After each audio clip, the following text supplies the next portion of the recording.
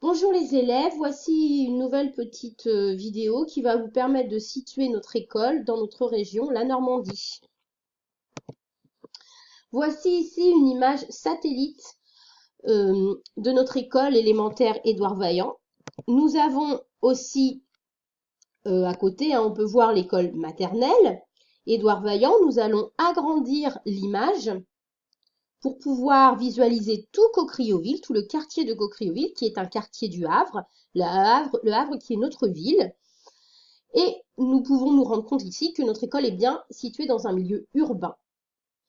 Le Havre est aussi situé sur un littoral avec deux types de littoraux, les falaises d'Octeville à Sainte-Adresse, puis ensuite une plage de galets et de sable.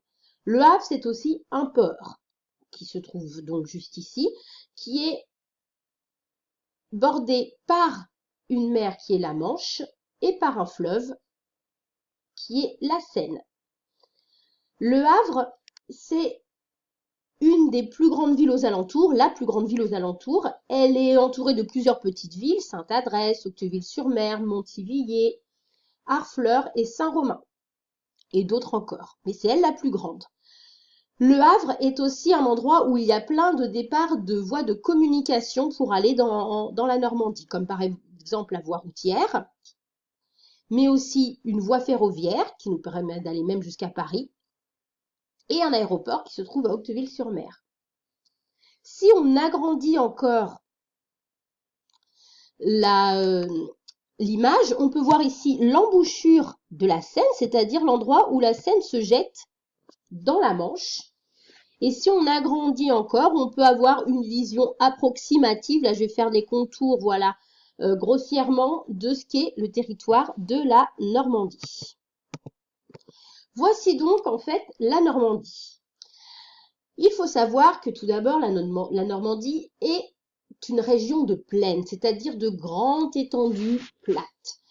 Un peu au sud, là, vers Alençon, on trouve des plateaux, c'est-à-dire des grandes étendues plates, mais avec un tout petit peu plus d'altitude.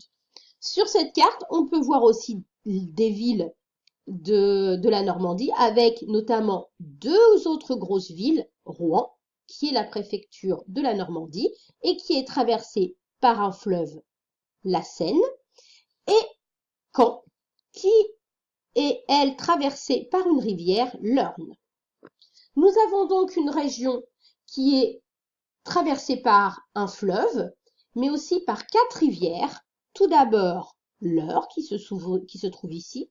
On a vu l'Orne qui se trouve là, mais aussi ici la Rille et là la Vire. Ici, nous avons les régions de France. Il faut savoir que la France métropolitaine, c'est-à-dire le territoire principal de la France, est divisé en 13 régions que l'on voit ici de différentes couleurs.